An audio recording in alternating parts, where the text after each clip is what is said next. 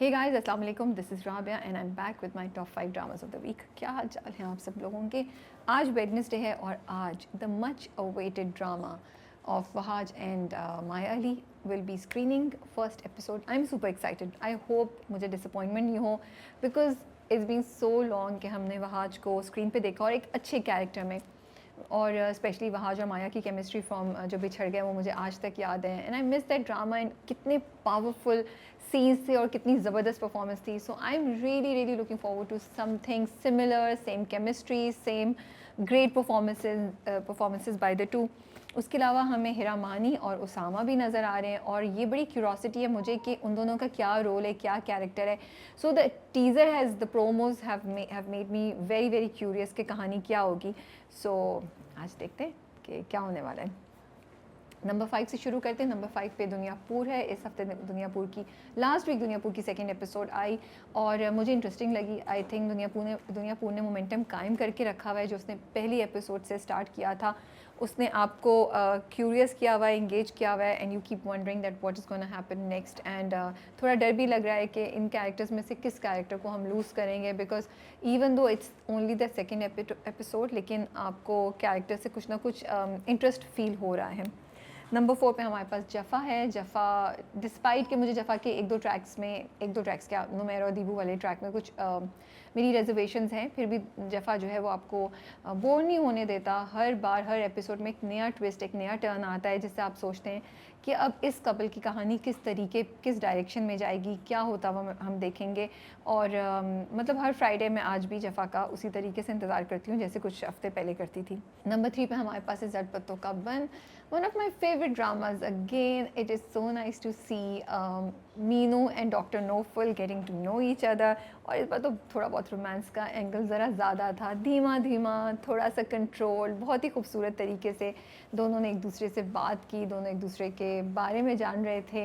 And ज़द पत्तों का बन, again I am most probably repeating my self के it gives you a little bit of everything, some thought-provoking ideas, some great moments, great cinematography and of course ज़बरदस्त performances and romance as well.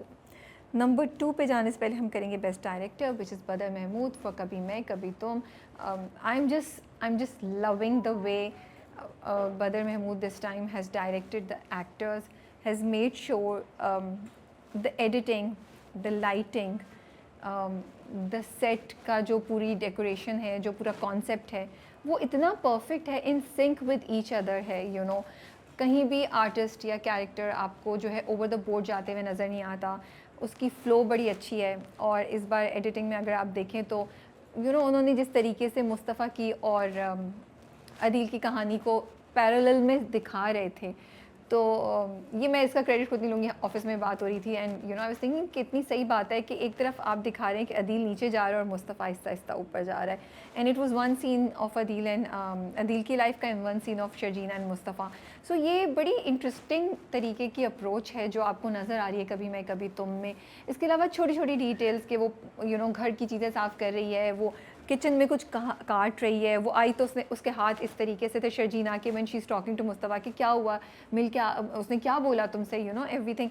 तो मतलब वो जब Sharjeena kitchen से निकली ना उसके हाथ इस तरीके के थे तो आई रियली थॉट कि हाँ हमने कितनी बार अपने घर में ख़वातीन को इस तरह देखा है। कभी खुद भी मैं किचन से काम करती हुई आ रही हूँ तो मेरे हाथ इस तरह मतलब हाथ में कोई चीज़ लगी होती है।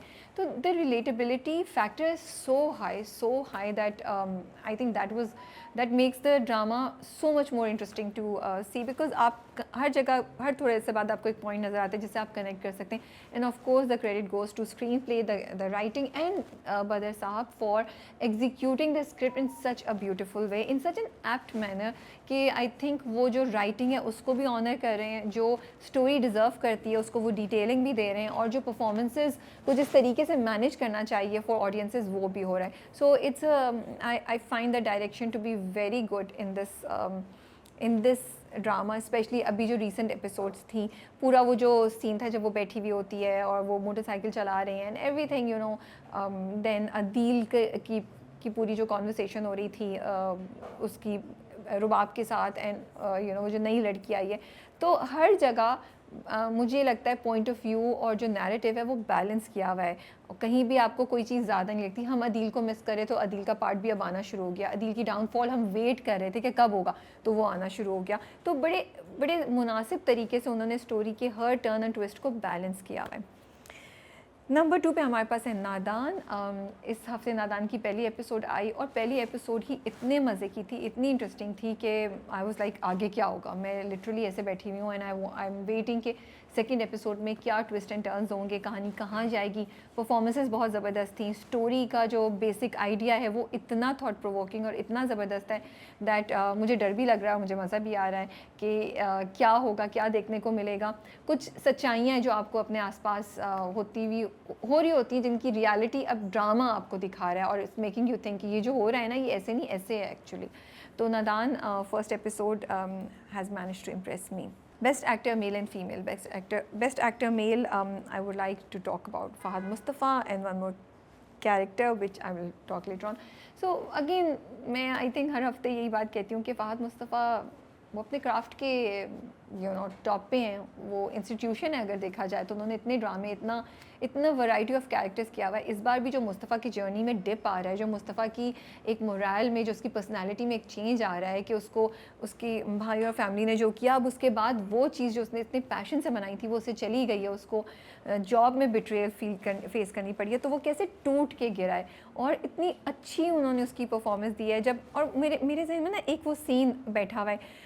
दूसरे दिन सुबह जब वो लोग उठते हैं, शर्जीना सोकर उठती है, जब जिस रात को वो मोटरसाइकिल में बाहर चले जाता है मुस्तफ़ा और वो फ़ोन फेंक के जाता है, तो उसकी दूसरी सुबह he is wearing orange shirt, उनके बाल ना चेंज हुए, साइड की मांग निकली हुई है एंड शी से हेयर स्टाइल चेंज किया है। तो वो कहते हैं कि हाँ अच्छा नहीं लग रहा। इतनी कोई अच्छी परफॉर्मेंस है, कितना ये आम सा मोमेंट है, ये कोई वो बड़ा थ्रिलिंग या एक्शन वाला मोमेंट नहीं है, या इधर कोई बहुत बड़ी चीज़ नहीं हो रही, लेकिन वो इतना इम्पैक्टफुल था। हमें नज़र आ रहा है कि मुस्तफ़ा कैसे टूट गया है, कैसे बिखर गया, और मुस्तफ़ा के अंदर किस तरीके से एक खामोश डिस्ट्रक्शन हो रही है।